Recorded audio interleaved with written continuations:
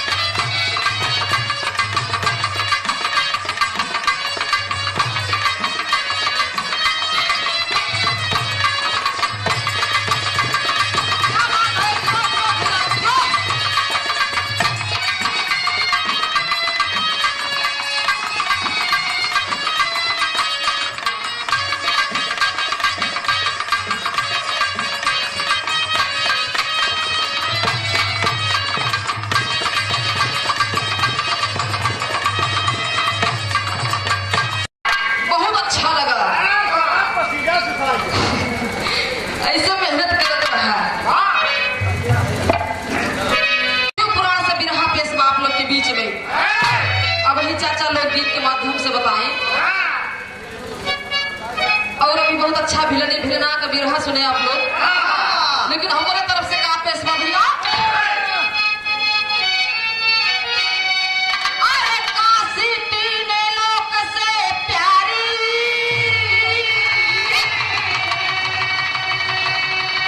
अरे बसेरा करे जहां त्रिपुरारी, एक कदिराई ने छाइला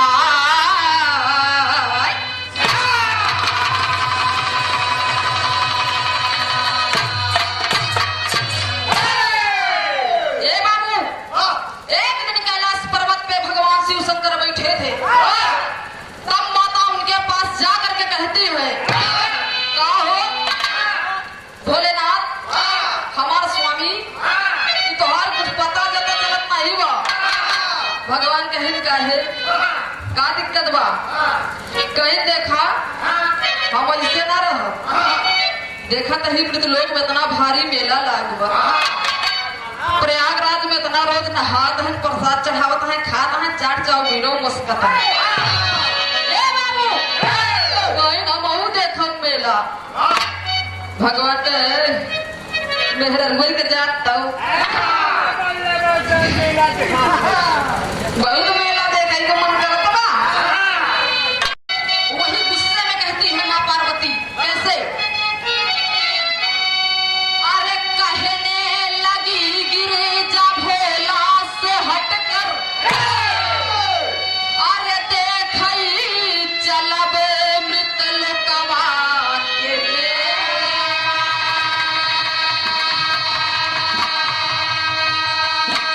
अरे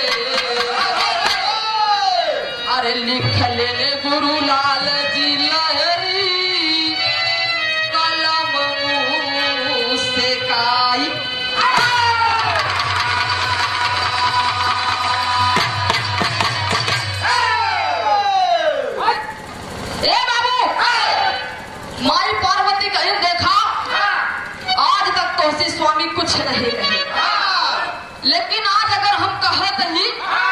तो मेला देखे बदे कहत ही। भगवान कहे ने बाबू, भगवान कहे देखा हम बहुत दयालु वैसे हुए ही, अगर हमारे सामने तू हमार मेहरारू हो के रोबू तो ये सब से हम बर्दाश्त न कर पाए। ए भैया, जब माता पार्वती रोवे लगेंगे हमसे दिन का दिन भागे पिसावत आ रहा, हमार जिंदगी माटी कर देता रहा। ए भैया, भगवान कहने अगर रोबू तो हम और रोवे लगे, कहे कि हम बहुत प्रेमी आशिक दीवाना ही। ए भैया, बिरहा में गजल के लाइन बा कैसे,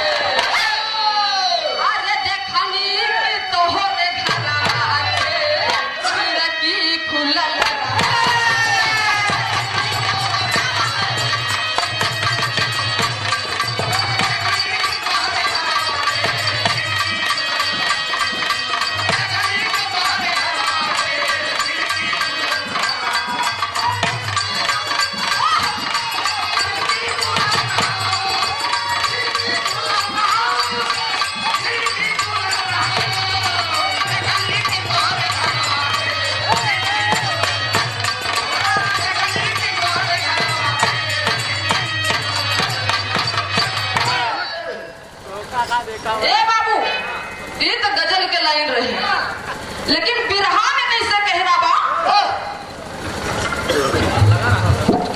जब भगवान ने देखा मेला ना देखाऊ, ये बतिया कर देवी का बड़ा दुख रहे, पार्वती माई के कैसे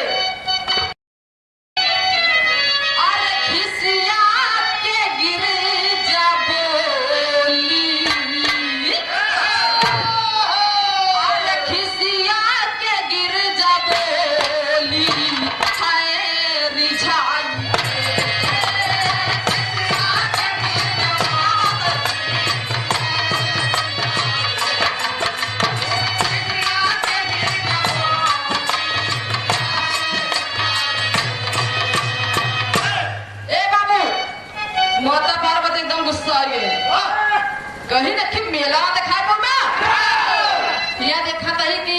आवास मिला रहन कॉलोनी, ऐसे ऐसे प्रेम करे वाले आदमी यहाँ की टाइल पत्थर लगवाए कि कुछ अपने से पैसा लगाए घर चकाचक कर दी। अब तो हमका अखी मेले नहीं दिखाई पावत है।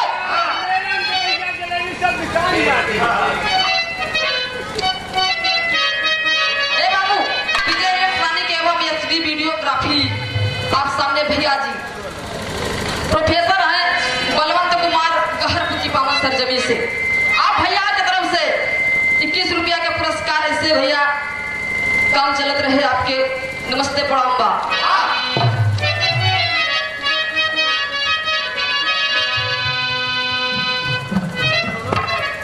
ए बाबू,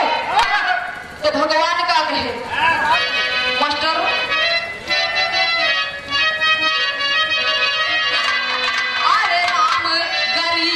कैसे झेली दुनिया, अरे राम गरीबी कैसे झेली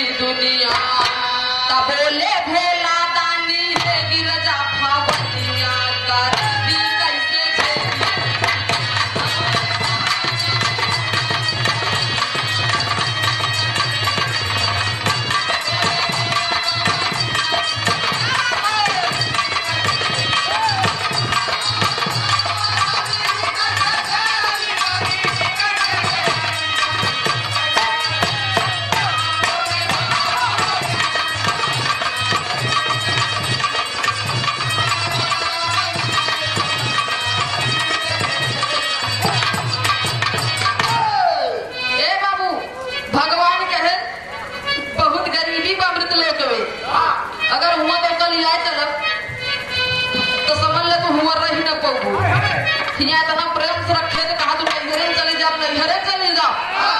अब हुआ रही ना पहुंची 1 घंटा तो कैसे कहना बा?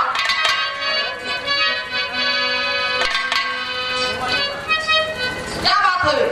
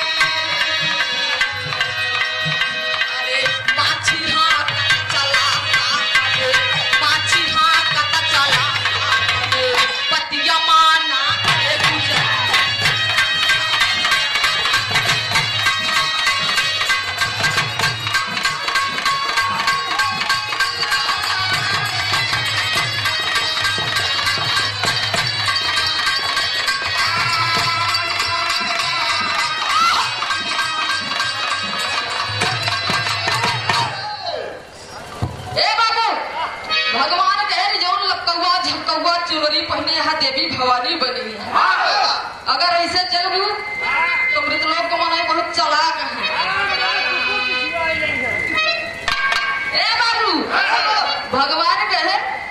अगर ये चुनरी पकड़ ली है काट टोके तो समझ ले तो अगर लटाए पटाए के मारी देंगे।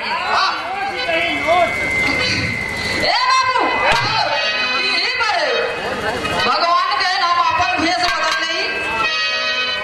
और तू अपन भेष बदल जा। हम चली कोढ़ी का भेष धारण कर गई और तू हुई जैसे बनी यहाँ देवी न बना। 16 साल का कन्या बन जा। जना मृत लोकवा महंगा तोका केहू चिन्हाई ना पावे। ए बाबू, उसी समय भगवान 80 साल का बुढ़वा कोढ़ी का भेष धारण कर लेते हैं और माँ पार्वती 16 साल की कन्या बन जाती है। कैसे कहना बा?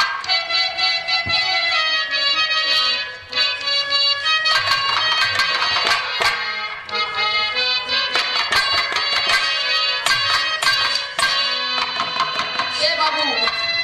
स्वर्ग को चले गए गुरुजी हैदर अली जुगनू, जबकि हमारे गुरुजी और हैदर अली गुरुजी के बिरहा दुनिया में प्रसिद्ध बा।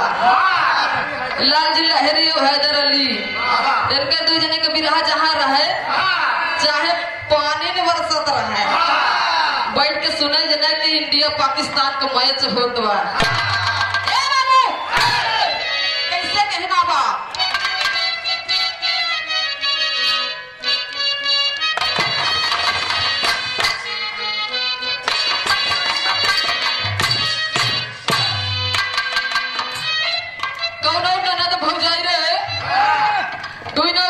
उम्र का 21 समौरी उतई गोर उरा है उतने गोर पूरा है। अब यह वही कोरोना वायरस समय में भार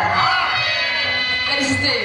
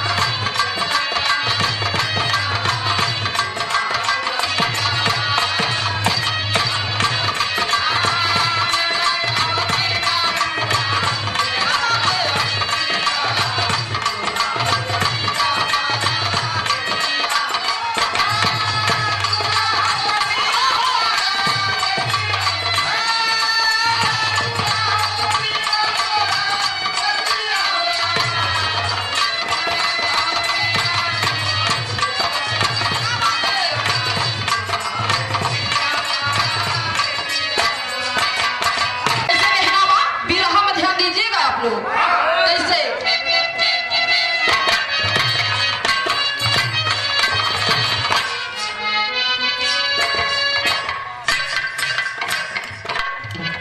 माछी हा कच्चाली न गिर जा, माछी हा कच्चाली न गिर जा, काई के गुना नामा नावा मिलाई के साथ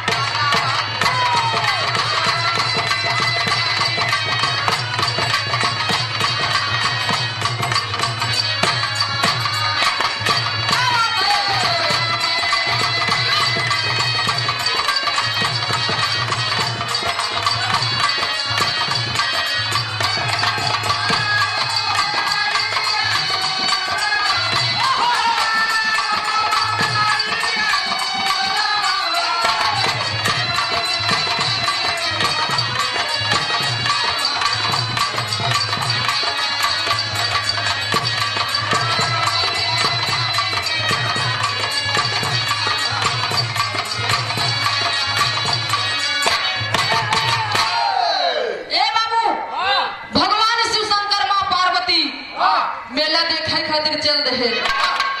माँ पार्वती पीछे है,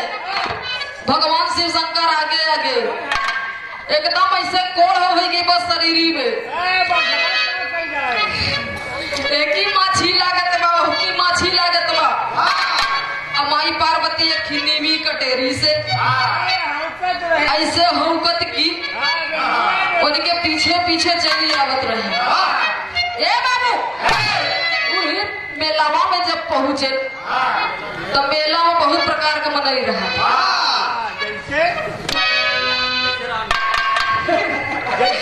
ए बाबू चाचा जी, आप लोग हमारी पार्टी के लोग मेला सब देखे हैं, लेकिन कुछ लोग ऐसे होते हैं जो जब देखे कि माई पार्वती तो 16 साल का कन्या है, आई बुढ़ौना साला करे तो कोड़ ही भईबा। अब जब देखे कहे 80 साल के बुढ़वा के साथ है 16 साल का कन्या, गजब धूप छाव वाला चश्मा लगा के बार के खड़ा करके क्योंकि पूरा कटाई गए फैशन में। ए बाबू वो सब लड़कियों कहे 16 साल की लड़की से शादी तो हम करेला है, बुढ़ऊ दादा को उम्र तक गई। ए बाबू तो वही कैसे कहना बा?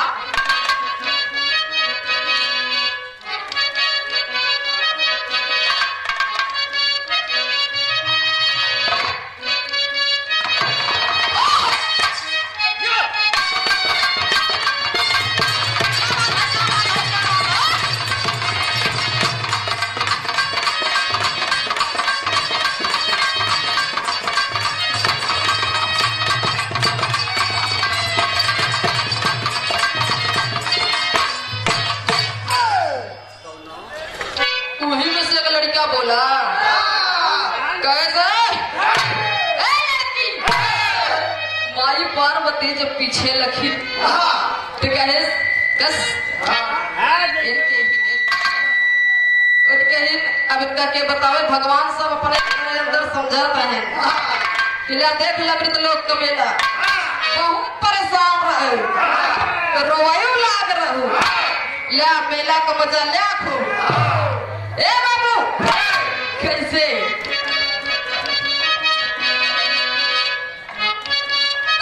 कैसे? अरे मुर्गा बोले, मुर्गा बोले छोड़ा दी कलाई जी, छोड़ा दी कलाई, अब कला सियाई लवानी घोर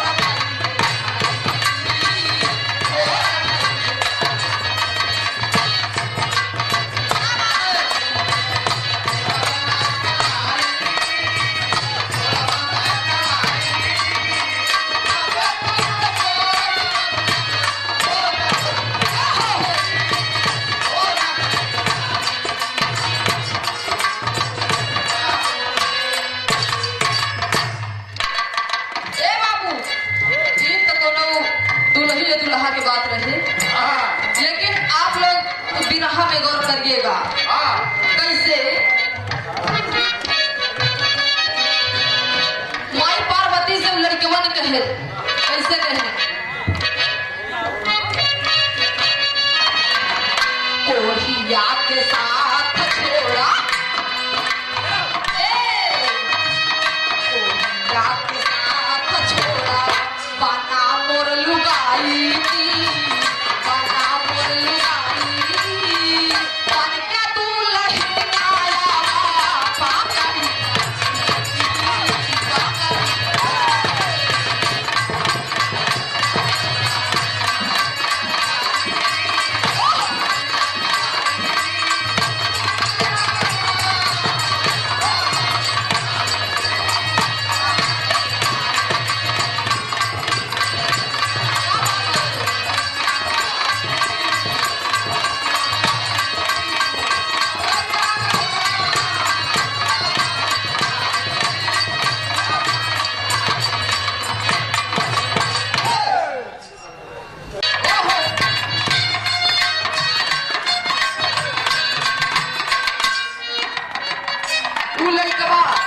बेलवा का लड़कियों ने कहे इनके साथ छोड़ दिया तो होगा सुंदर सुंदर पहनौबई खवौबई।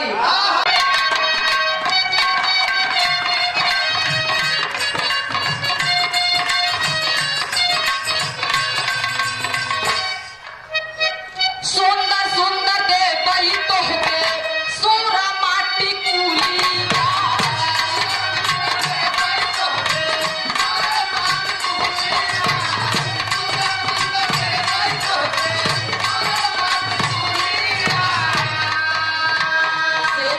सुताई पतोह के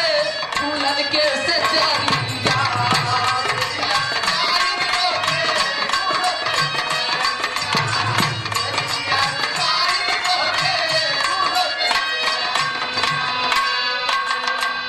देवई रागदार चुनरी, देवई रागदार चुनरी, तोह के बताई जी, तोह के बताई, बन के तू लहराया पाकड़ी, पाकड़ी जी, पाकड़ी।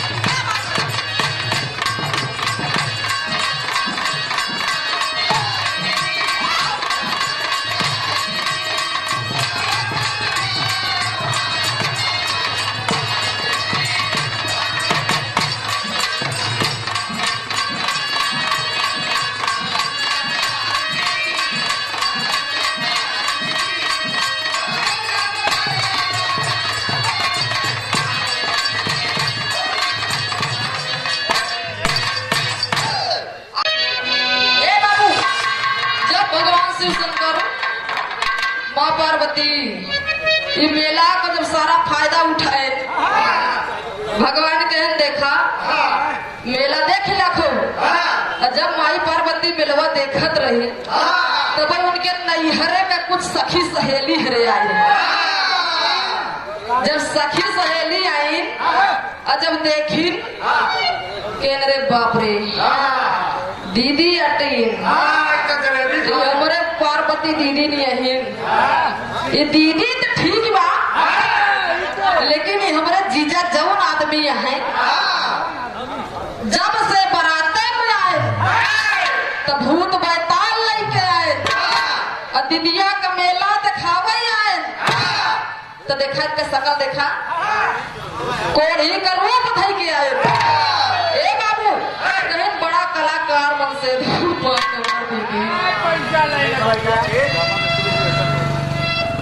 बाबू यह बतिया जब मेरे में देखी माई पार्वती का उनके सहेली जाके उनके माई से बताई दी,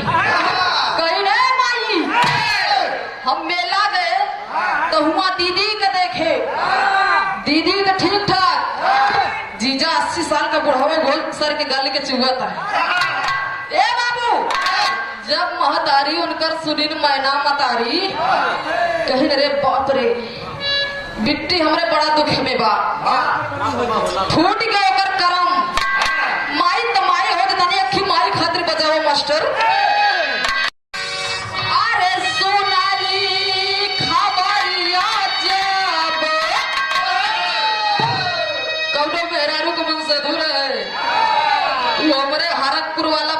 खूब खवावता।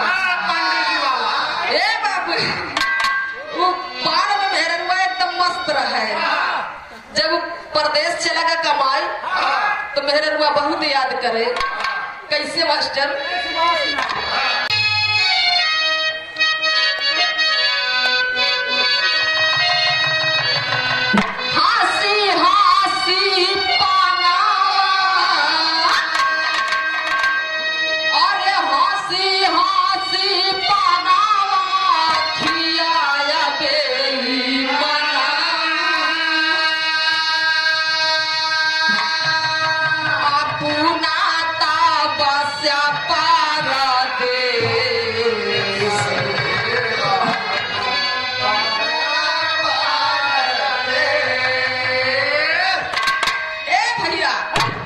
अपना तपस्या परदेश विरह में वो बोलत रही, लेकिन विरह में ध्यान दी है आप लोग। कैसे?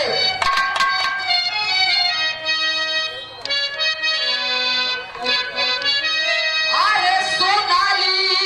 खबरिया जब माए ना मतारिया, अरे पियावा से काहे कारजो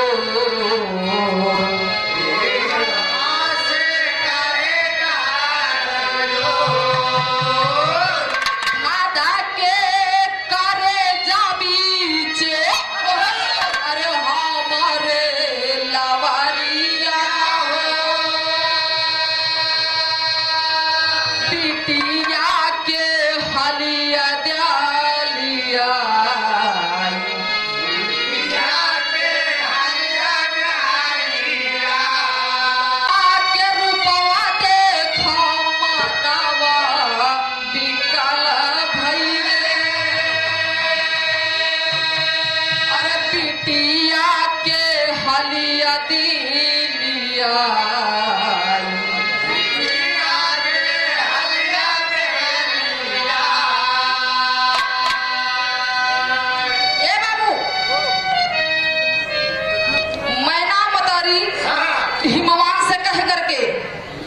जितना अपन गेहूं चाउर माल खजाना सब चीज लादी के कहीं ले जा बिट्टी खिया दे। मेहमान का तबीयत बहुत खराब बा होते हैं मास्टर, तनी बजा के बा।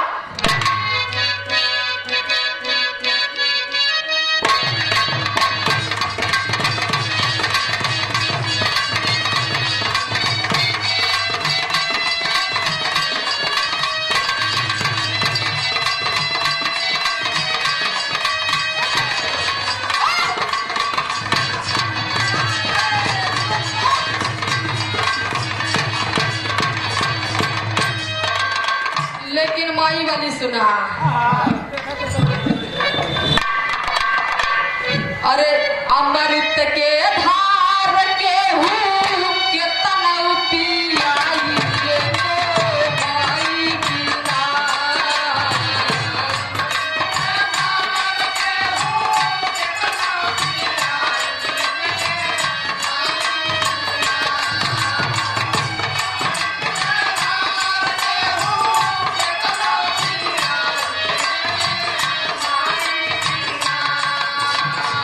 कैसे पारे जावा चुराई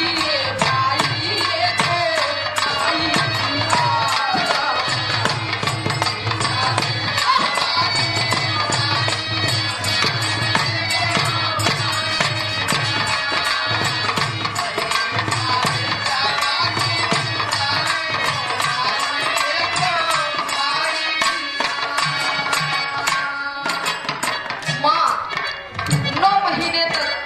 अपने पेट में रखती है बाबू। उसके बाद दुनिया में हम लोग को लाती है कि माई से बढ़ के केहू नहीं बा। माई के जितने बखाना उतना ही कम बा। और का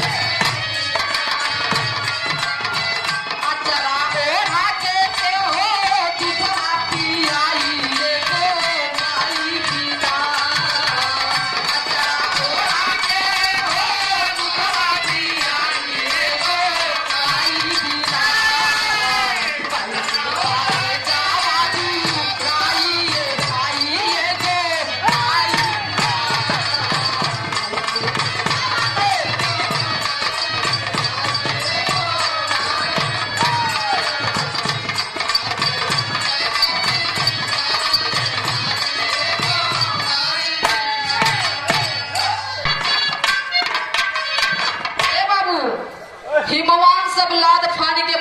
कहे पे मैना मतारी के चल देहन गिरजा माई के घरे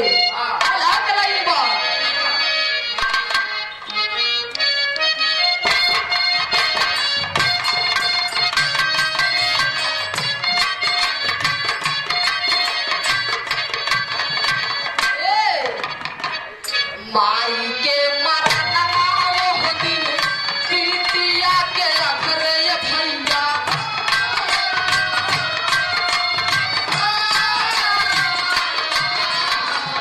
जापा जापा दुआरा पे रावण कर दिया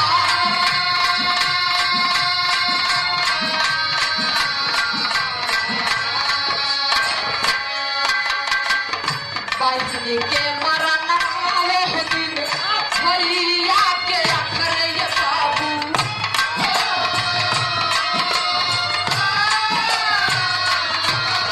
राखिया के जाबा जाबाया के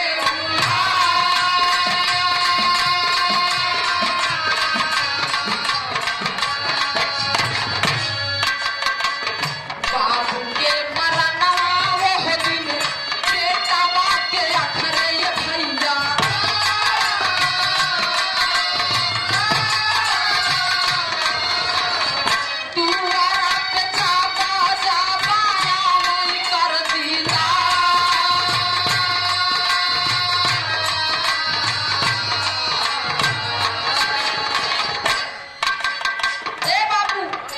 लड़की के शादी पड़ी रहे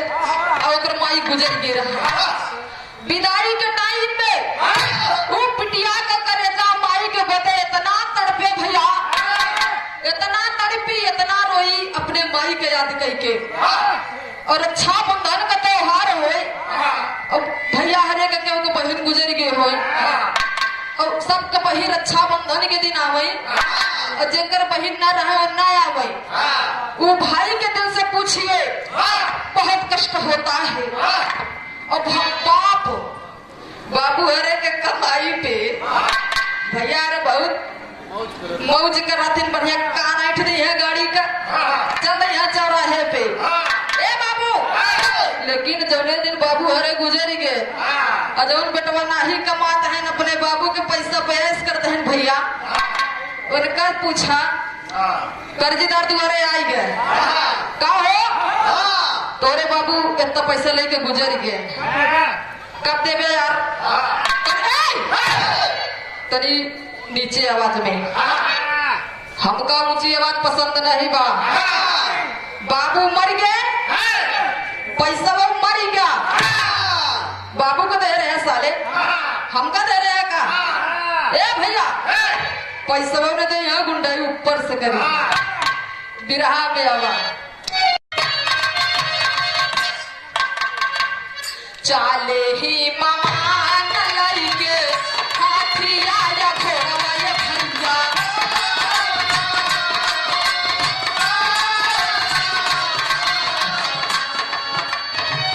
मानवा में बाबू अपने गौरथी बीचा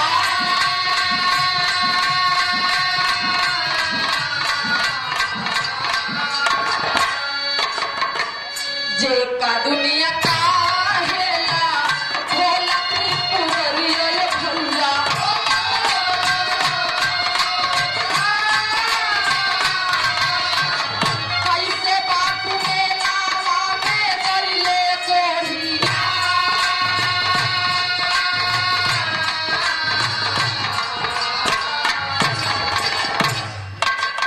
जैसे ही भगवान पहुँचे वहीं के दुआरिया बाबू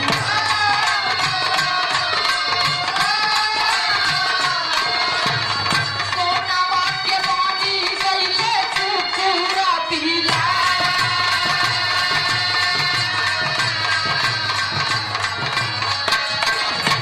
जैसे ही भगवान गिरजा माँ के द्वारे पे जाते हैं बाबू वैसे भगवान अपन माया फैलाई रहे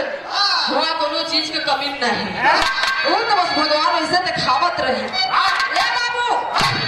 उनके पास सब कुछ रहे हिमवान के जब देखे भगवान शिव शंकर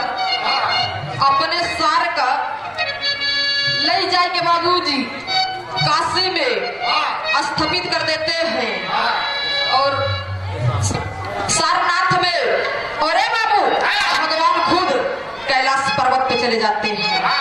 दादा पटवारी के तर्जमा कैसे?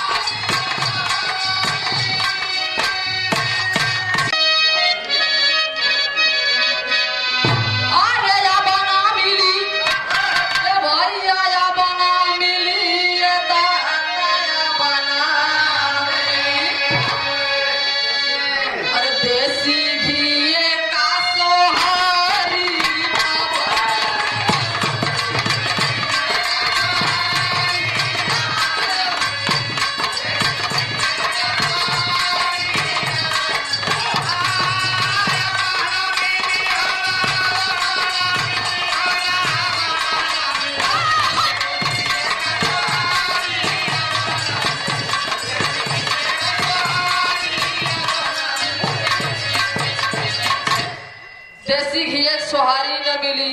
कोहिरा गड़ारी न मिली, तरकारी न मिली, देते मर के महतारी न मिली, खेतवा कनारी न मिली। ए भैया पानी चलाए, पाइप लगाए, खेते में दौड़ा दे, डायरेक्ट पानी खेते में, मेड़े उड़े के ज्यादा जरूरत नहीं बनारी ओरी का। ए भैया चला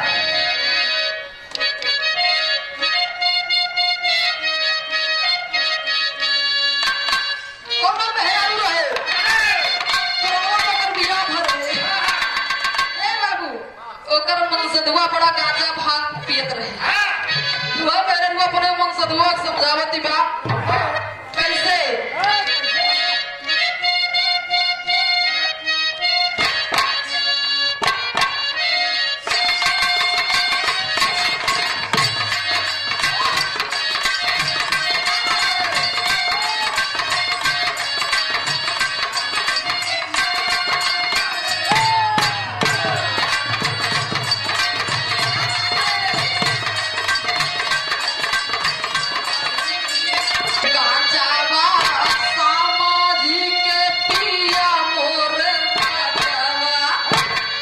अरे गांजावा समाधि के पिया मोर राजावा,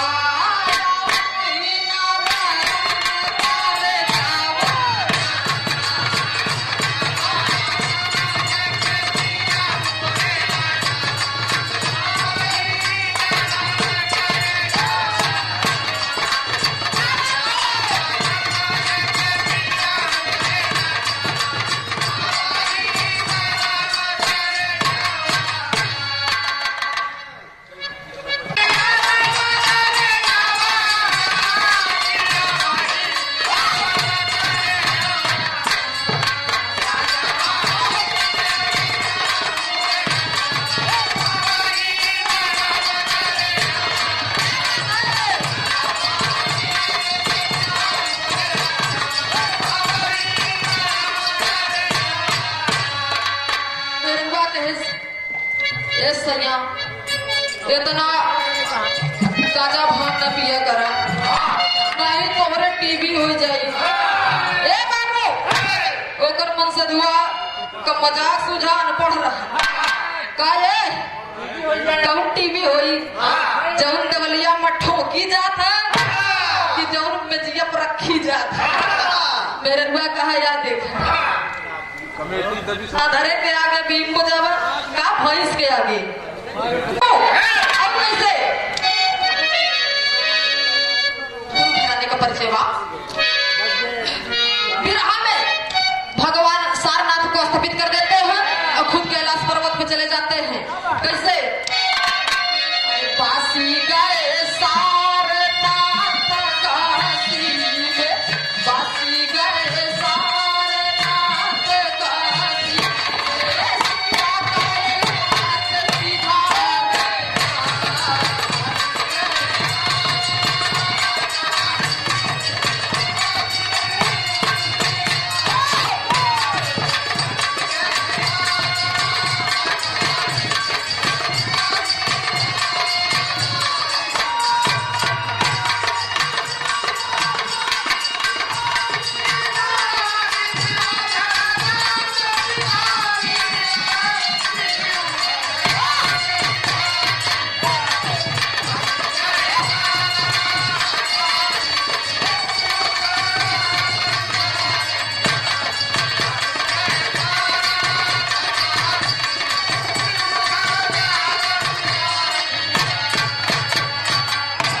कैलाश सिधारे स्वर्ग के वासी अरे आभा करे अरे कथन कर दिए गुरुदया राम जी गुरु अजय लाल का प्यार हो। अरे गरीबी कैसे झेली दुनिया तगावई पूनम राज के तारिन सारद माई हो। गरीबी कैसे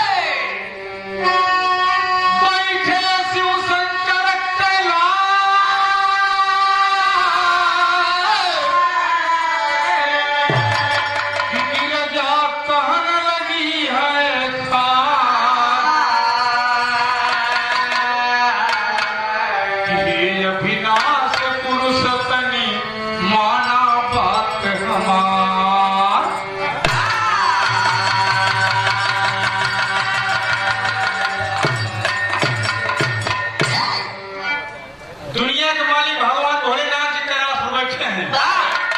भाई आप सुनबे भैया कि मेला देखे चला रहे हैं। भगवान भोलेनाथ जी बैठे हैं। मात विजय जी कहे बोल रहा हूँ, अरे सारी दुनिया के बात बतावा था कि फला खाई होत बा, ये खाना खाई होत बा, कहता हूँ हम कुछ दिखाया है। कहले अब ये बाकी बा, कहे सुना हमारो विशाल बा। एक भाव है कामे में तेरा जलवा।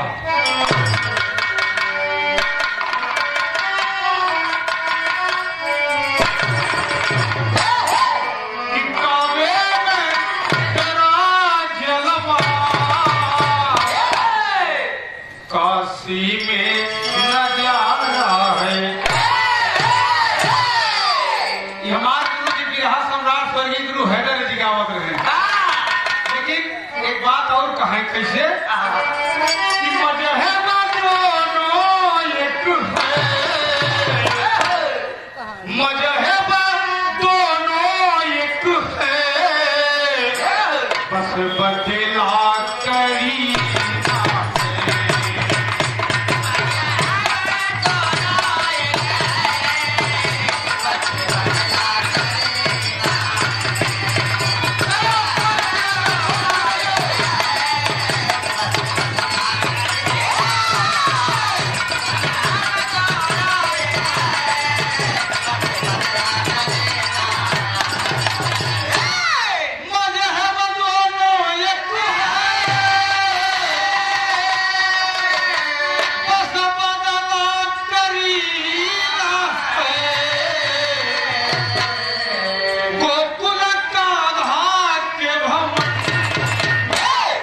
हजरत का मदीना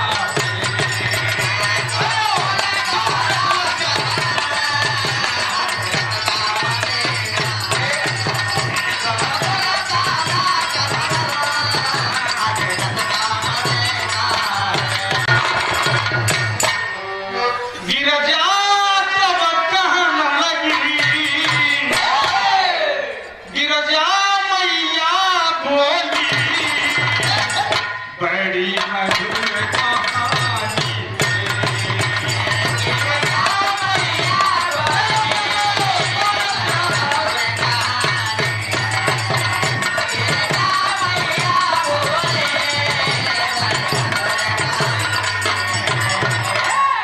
गिरजा मैया कहन लगी बड़ी मधुर कहानी है,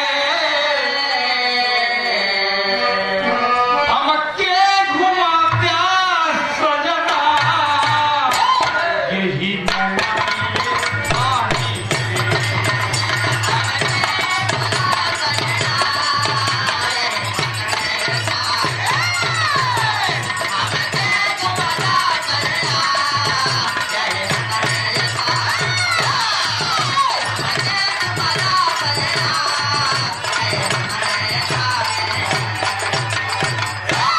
अरे गिरजा मैया हंस के बोली, गिरजा मैया को अपने खोली, घूमन को बन जाऊंगी बन करना नहीं झिझोली, घूमन को बन जाऊंगी।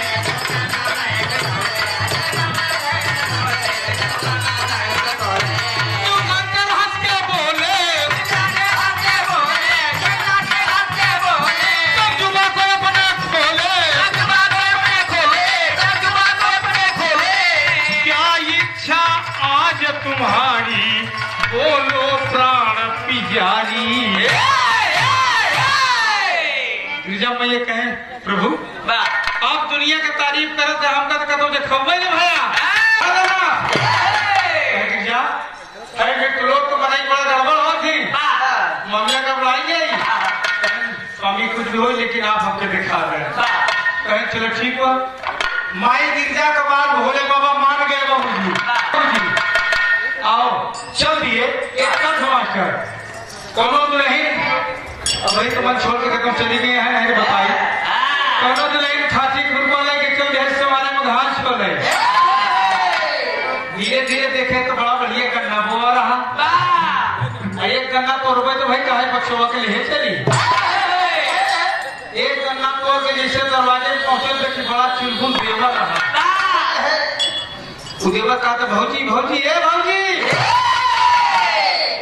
ई कावा ई गन्ना है मुन्ना भौजी हम हूँ नान के भतीज रहा कहे चाची चाची चाची ई कावा कहे गन्ना कहे तनी हम हूँ तनी बात दादा वो सारा में बैठा है डुगुर डुगुर मुड़ी हिरत बा डुगुर डुगुर मुड़ी हिरत बा कहेंगे तो रहेंगे कहने का कहना गन्ना बाबा गन्ना कहे तनी के हम हो कहे तो से फूटी ए बाप रे कहे गन्ना ये थी मगवैया तीन तीन है एमे हम कैसे में आई कहे हम बतावत है उसे मार दे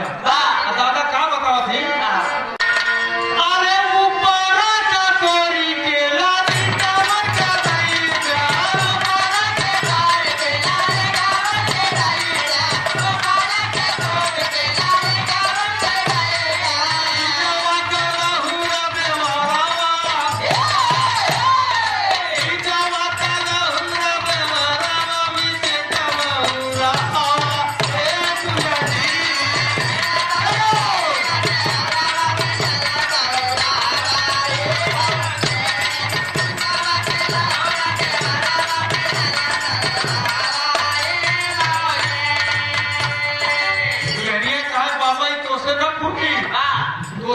गन्ना कैसे फूटी हमको तो बुढ़वा जाना दिया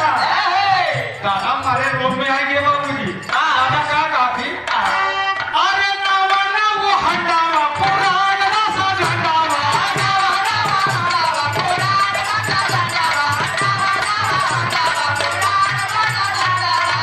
रसवा से भारी देवता रहावा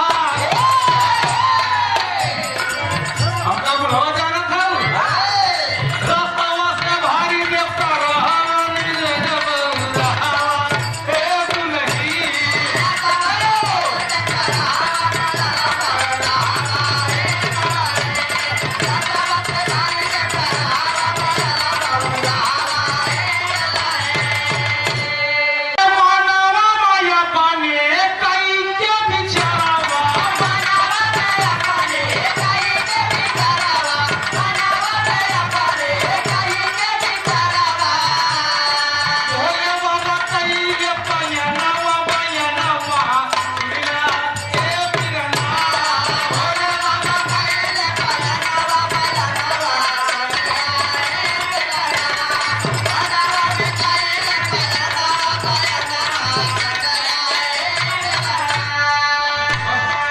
समय कम बा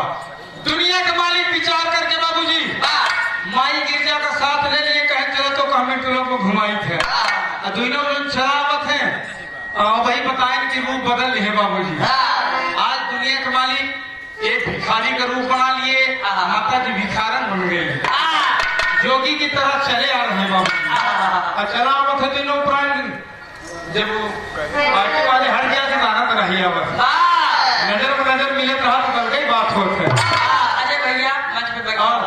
चला आवा थे बाबूजी धीरे धीरे पहुंचे एक लड़का जंगल में गोरू चलावत रहा बाबूजी एक लड़का गोरू चलावत रहा दोनों जन साधु के भेष में भजन गावत चला आवा थी अरे उड़ी गई रे सुगना अरे पिजरा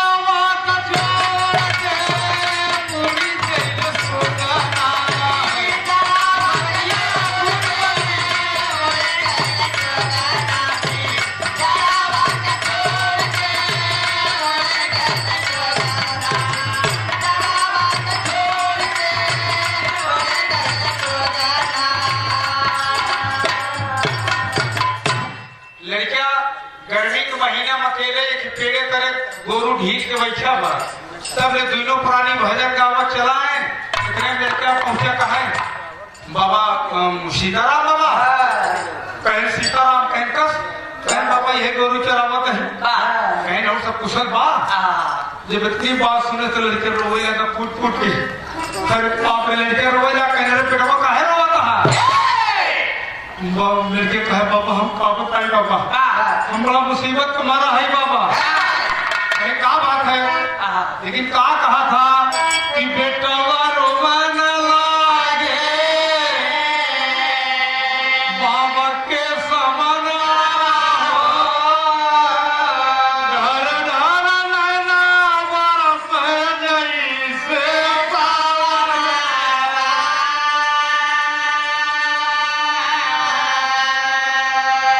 कई साल बीती गईले भाई ने मोर पिया मोदिया माँ भाई ने नहीं ये कहूँ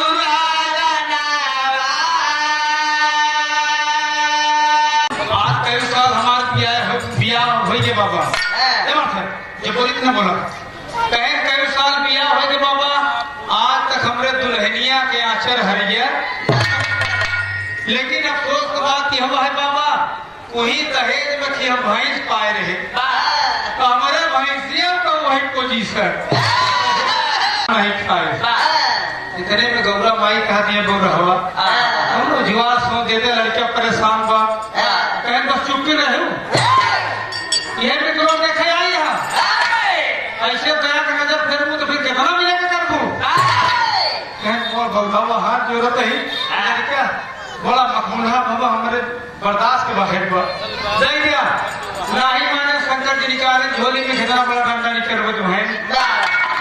ले जब डंडा देखे तो लड़के को गुस्सा आई है कहा हमका डंडा देखा होता है इनसे बड़ा हम लाठी खुदे ही है ही कहने डंडा का होगा तो हाथ भला भाई कहने डंडवा ले जा जब एक डंडा छुआई दे गया तो मामले कुछ सही हो जाएगा। अब जब दूसरा छुओगे तो 8वें महीने का जब तीसरा छुओ गया अरे बाप रे इतनी बात जब लड़कियां पाए जब चल रहे कहा था कहे मुझे मिल गया बहाना तेरे पीने का मुझे मिल गया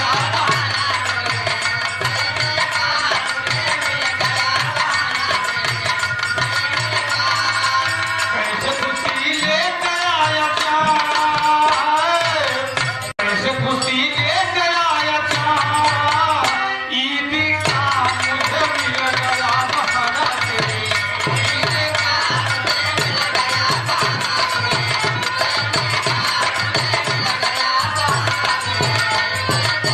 लड़किया गोरू हाका ताका चला जाए बाबूजी हमारे गुस्सा का मारा मारा तो बगी जल्दी पहुंचे सोचे जल्दी पहुंचे कहा मजमाई भागत भागत चला तो पड़िया चलना ही पाप तो एक डंडा पीछे से जब एक डंडा पीछे दे तो भैंस लाख पदरम के अरे पाप रे धीरे धीरे लई आए खूंटा पे और बिहार हर झटका में दूसरा डंडा जब दूसरा ठीक कर जाए तो मामला अब मारे दूसरा का मारा जब बांधे एक रेहा दहन हम हराम जादो हमका इतना परेशान कर जब लौट के आवे लागे तो तीसरा जब तीसरा दे दहन तो भोलेनाथ का माया लाख बच्चे का चाटे भैंसिया बच्चे नहीं रहे अरे बाप रे जब इतनी बात सुने तो कहे नहीं तो भैंसिया मार बच्चा नहीं है एक मतलब साधु संत का मनई ममता दिखा था लेकिन हो न कोनो देवता है भागत भागत कहन भाई रे ए भाई अम्मा उनकर दुल्हनिया घरे में बैठी हैं बाबूजी एक सिकौला अनाज लेके जाता पीसत बैठी हैं अच्छा महान पुरस्कार आप प्रमाण बैठी हैं कहा कहते हैं कहा चलो मोरे राम दुल्हनिया के छैया चलो मोरे राम दुल्हनिया के छैया चलो मोरे राम दुल्हनिया के छैया इनकर गाना मलके जाने के लिखा था हमारे समय का कभी हो थी गुरु लिख दे थे लेकिन हमारी माताएं बहने के रजनी को कभी लिख दे था कि वह गीत इलाहाबाद वह गीत प्रतापगढ़ वह गीत सुल्तानपुर रजनी कहाँ से पहुंच गया था इतना मठार के गाँव से कि फुलवा लोरी लोरी असे जा लगवली असुत मोर दुल्हा झुलनिया के। इतने में लड़किया दौड़ा जाओ तो अम्मा को गोहरावा। जब पहुंचा तो कहा हराम जानो सरा नहीं फाने आपन भैंसिया बच्चा ने अम्मा सोचे कि हमारे मगरवा लागत बतान मगर हम कोनो थान पहलवान पकड़ ले। अरे बाप रे कह अपन भैंसिया बच्चा ने कह कैसे हो गया बेटवा माई जब सरियम देख तो अम्मा सोचे कि हमारे बेटवा के कोनो थान पहलवान पकड़ ले। अरे अम्मा उठी के कहा सारी में आवे के भागत रामलाल के पास पहुंची। कहे रामलाल मोर भैया हमारे बेटवना के कोनो थान पहलवान पकड़ ले। हमारे बेटवना इसे आओ गाँव बक्कर बा कहे तो लवांग कपूर ले कह लिया रामलाल बैठ गए लवांग बगल में धै के एक लवांगी में लवांग सटाई उठाई ली है एक उठाई है कपूर ले दिए कहा थी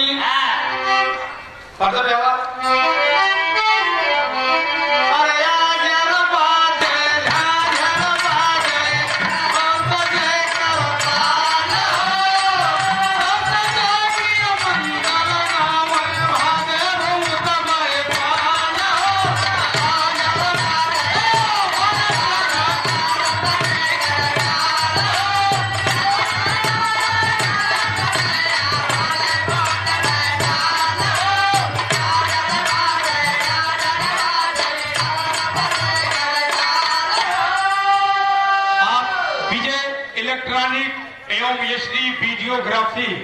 भैया की तरफ से 21 रुपए का पुरस्कार है। भैया के बहुत नमन हो ये प्रणाम हो आशीर्वाद प्रतिष्ठा जो कैमरा हम आपके बीच में ये चल रहा है। ये सब जो कार्यक्रम आप देखा था ये माननीय मां म्यूजिक प्रयागराज जेके प्रोप्राइटर आनंद राजपूत है चिराग की धरती से। ये सब कार्यक्रम आप सबके यूट्यूब पर देखे के मिले दोस्त बहुत खुशी रहा तो हर चैनल लहरात रहा है। राम लवाला तब लागे मैया से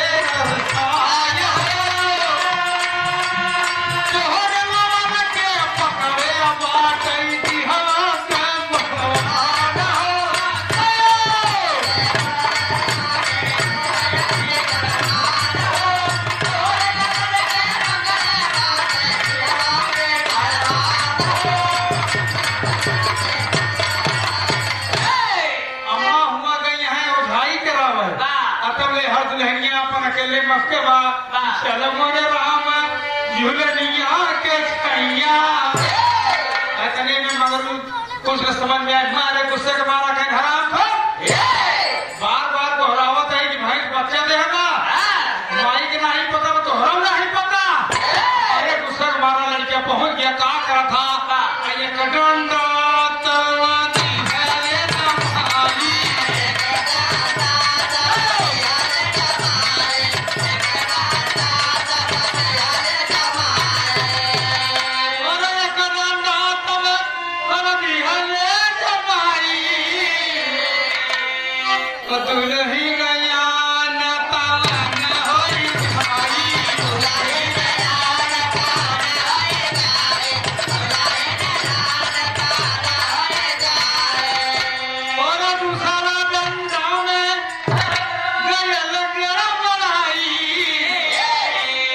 तीसरा मारे गुस्सा झट से लाल ओहरील होई लड़किया लड़किया मारी बुझाई करा के दौड़ी आवत है कहीं का बेटवा का कहें बार दोहराव दे कि अपन भाई बच्चा दे है बाप रे कहें तोरे पतोहियों के लड़किया भाबा भैया के काम होई है हमरा भैया के कोनो थान पहलवान पकड़ लिए लड़का नहीं माना माई के कलाई पकड़ के खींच रही जाए जब देखे तो कहीं मोर राम हो जब सारी में गए तो देखे तो भैंसी का बच्चा घरे में गए तो दुल्हनिया के लड़किया कहीं का बेटवा ये सब कैसे भा कहें माई जंगलवा में भैंसिया चरावत रहे मंगता भिखारी जात रहे, दुई प्राणी रहे। तो हमसे पूछे बेटवा का हाल बा, हम बताए बाबा आपका बड़ा दुख बा, देखिए डंडा दे है, कहे नहीं है ये कि छुआए देवे तो मामला शुरू हो जाए, दूसरा में गर्भवती, तीसरा में माँ इतनी बात सुने तो कहे जाना बेटवा तुहरे बाबू को मरे आज 20 साल हो गए, ये डंडा तो कहूँ बहा या नहीं कहता भूल में हमारे छुई जाई तो बड़ा बेइज्जती हुई। अरे बाप रे, कहे नहीं मैं काम ना बात कहे बेटवा तो का हमार कसम, तो का हमार कसम डंडा बहा या नहीं तो बड़ा बेइज्जती हुई। अरे बाबू तुम्हारे ढेर दिन हो गया, अब लड़का का क्वेश्चन सूझा ले जब वो डंडा को ही बीच गमला में एक रहा कुआं, वही कुआना में फेंक दिए और धीरे धीरे समय गुजरा तिहार ना के लड़कियां पाएंगे बाबूजी। तो तेरी का भाव मास्टर कैसे, अरे राम बाबा जय बजना, ओ यंगना मामा जय बजना, अरे लालन पाके बजवा मन में भैया पड़ना, यंगना मामा जय बजना।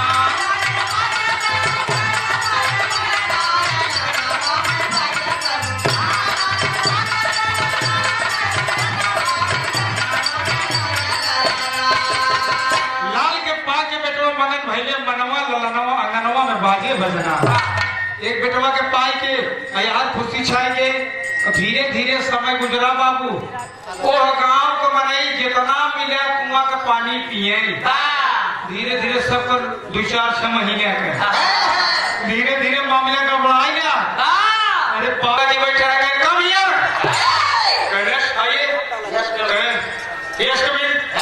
चौकीदार क्या बात है, कहे महाराज साहेब हमारे गौना में एक ही मर्द का शिकार सब हो गया है। अरे बाप रे, कहें तो कहें क्या बात है, कहें लोग आप मुआयने करा महाराज साहेब के लिए, साहेब और कहें ने काम करे आप अकेले जी चला, कुछ जमन मैडम हरे है ना हो ले चला, ये बड़े की बात नहीं कहूँ मन से धोए मन से धू मन से धो मेहरारू सब एक ही मर्द का मनी है। अरे बाप रे, यार दरोगा जी गाड़ी स्टार्ट करिए बाबूजी, हर हर हर हर हर हर मैडम जेरे के पीछे बैठाई, जैसे गाँव पहुंचता है वैसे वो लड़कवा कहा करवा एक बाल्टी पानी में बढ़िया गर्मी के महीने में 4 नींबू गाड़ के 1 किलो चीनी घोरे बा, आइए आइए साहब आइए साहब, कहीं क्या बात है, कहें सब हमारे गौरव में पे मर्द के मरीज है साहेब, ऐसे में 2-4 लड़कियां का सेट करे कहेंगे साहेब हर एक को मेरे बच्चे का पानी सब का पिया हुआ गर्मी के महीने में लड़कियां उठाए इस जगह में देख गिलास दरोगा साहेब का मैडम जी के दरोगा जी जब पीर कहें यार हमारे बेटवा का सबको कहा कहें हमारे बेटवा कैसे हो जाऊंगा, जीवन मैडम जी रहा कहा सर हम भी उसी मर्द के मरीज हो गए, पहले देखा कि ससुर कोरोना आ गया कि मनई से इतना बड़ा घृणा कराई, मनई देख के गंधान कितना बड़ी बड़ी दुकान रहे बेच लिया मुहारे के उतान कह दे हमारे लगे न पहुंच पाऊंगा। अरे बाप रे, वैसे मैडम मेरे सबको बेल्ट कटार से टूट गए बाबू, बेल्ट कटार से टूट के कहें कैसे दुर्गा जी गाना गाड़ी में बैठा बस भागा भागा। अरे बाप रे, मैडम जी रे कूद के कैसे बैठी गाड़ी स्टार्ट कर गए थाने पर, साहेब आई हरे रहा कहा कस ये कैसे हो गए, कहा कहाँ दिखाता कहें का बताई हो गौना में सारे सब हिम्मत मरी है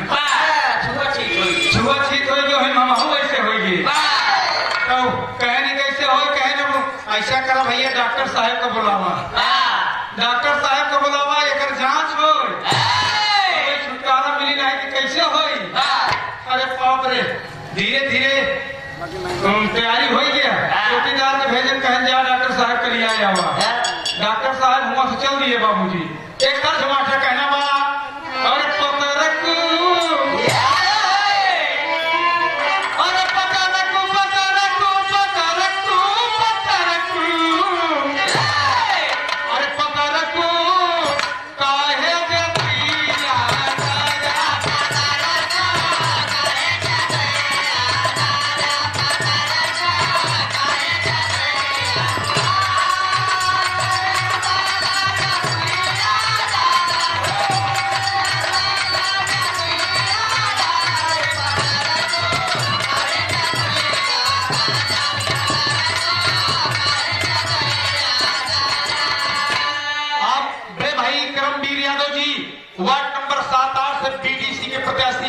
₹51 का पुरस्कार है। आशीर्वाद की प्रतीक्षा हो। चौकीदार पहुंच गए, कहीं गवैया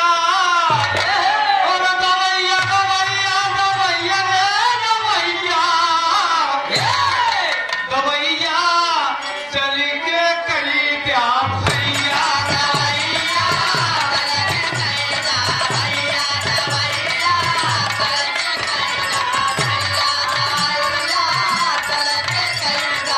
ये कहीं मरने के भैया सब मर गवा गवैया चल के कहीं प्यार भैया। डॉक्टर साहेब दो चार ठिन्ना सलिए बाबूजी मैडम चेहरे के गाड़ी में लेके बैठ के चल दिए बाबूजी। जब पहुंचत है तो वही पलटी के शरबत बचावा वही पलटी के शरबत बचावा जो की पहुंचता कहे साहब पहले पानी पी ले पहले पानी पी ले गर्मी में आई है फिर आगे देखा चाहिए एक एक गिलास जब पिए तो मामला वही शुरू हो गया। तो अरे बाप ने क्या कहा थी एकदम मास्टर क्या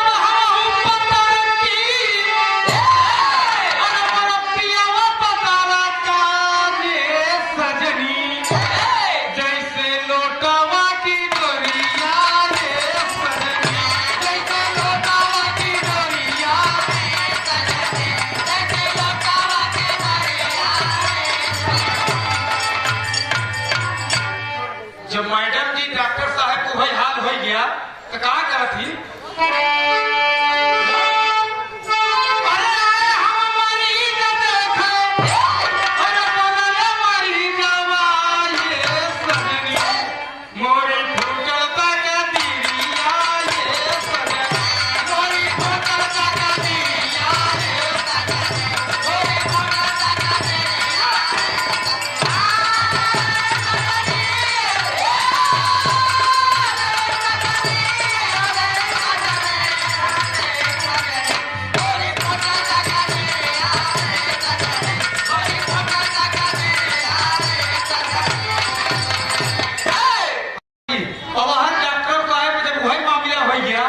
हम दवाई करे आए हम खुद ही मरीज बन गए। यही कोरोना काल में देखत रहा कितना अधिकारी कितना डॉक्टर कोरोना दूसरे के चक्कर में अपने चला गए। अब वही चला गए बाबूजी। अरे बाप रे अब का होई मामले में गड़बड़ हो गया। पूरा गांव पूरा प्रशासन पूरा डॉक्टरी सब एक ही मर जगह वहां गिरजा जी शंकर जी घूमत है। हम शंकर जी सोचे कुछ न हो दिखाई दी माया फैला देख कर बहु एकदम प्यास हमारा गला चटकत बा एकदम प्यास हमारा गला चटकत हम चल बात बोल रहा कहें चला ये गांव नहीं दूसरे गांव में चला पानी पियाओ कहें चिरे की जो जाए लड़का का खिलौना लग रहा है हम पानी पिए हमको पियाओ नहीं मर जा आधा का भाव मास्टर कैसे वही बता रहे कि केकर बनाना केका खले लेकिन हमार कहना बा कमन हो चिड़ैया कमन हो चिड़ैया भोरवा चार गोड़वा से डोले कमन हो चिड़ैया भोरवा चार गोड़वा से डोले कमन हो चिड़ैया भोरवा चार गोड़वा से डोले ओ तू पहाड़ मीठी गोड़ रही जा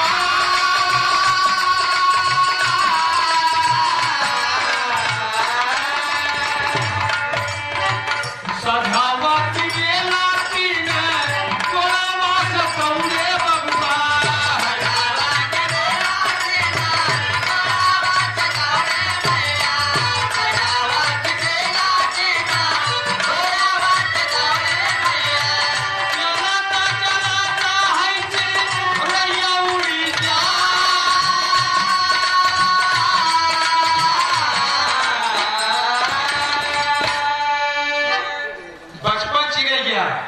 बचपन चिड़ैया भोरवा चार गोड़े से डोले समय कम में बढ़ावा जी। जब लड़किया का बचपना होता अम्मा बाबू भेली अगर ढंका दे तो लड़किया परे परे भाग के भेली उठाए के चार गोड़ हो तो दोपहर 2 गोड़ हमारे समय दोपहर भाव जवानी आए तो दोपहर भाव 2 गोड़े कहा कही लेकिन लेकिन जब संध्या हो लगी कि जर्जर शरीर हो जाए कि ठेकाने की जरूरत पड़े तो 3 बोर हो जाए चला चला चिड़िया लेकिन कहना भी भागा कि भागा मन से बोला कि राजा मैया न मन भैया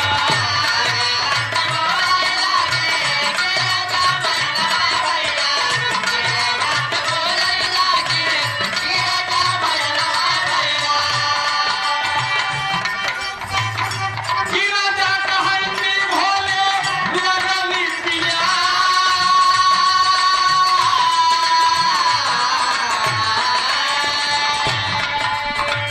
बनिया पिया रे स्वामी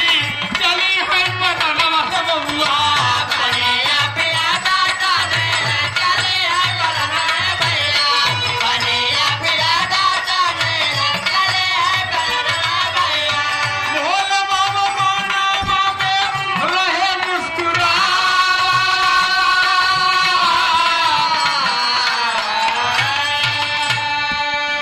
इस बात को समझते हुए पिटवा सुखलाल कि देखा हम अपने कहते ही हमारे बुआ पोथा के पद्म भाई ने तू सब समझे कि हमारा पिटवाया सुखलाल भारतीय कटाता जलालपुर की धरती से बम्बा बोर के मिस्त्री 21 रुपया बाबू मालिक कर तो खुशी रहा तोरो काम ऐसे लहरात रहा है कहन स्वामी प्यास लगी स्वामी पानी पियाओ स्वामी स्वामी पानी पियाओ नहीं तो मर जा भोलेनाथ कहें चला पिया से कहें ना ये लागे पियावा अल्लाह ये दुनिया के मालिक कहें ठीक बा माया फैला दिए ना दिए कमंडल बोर के जब गिर जा पीन गड़ गड़ गड़ गड़ गड़ गड़ जब पीन तो कहें अरे बोरा हुआ ई कैसे हम होता ही कि हम कैसे होता ही कहे नहीं मेरे रोके है ना कि ये पानी जी पिया देखा यहाँ पूरा गांव पैकलान में ही मैं भोलेनाथ कुछ करा बहु रहा कुछ करा नहीं कि कवन मुँह लेके चलब लक्ष्मी जी विष्णु जी तमाम सब देखिए तो कहीं ई मृतलोक घूमे गए कैसे ट्रेन में हो गए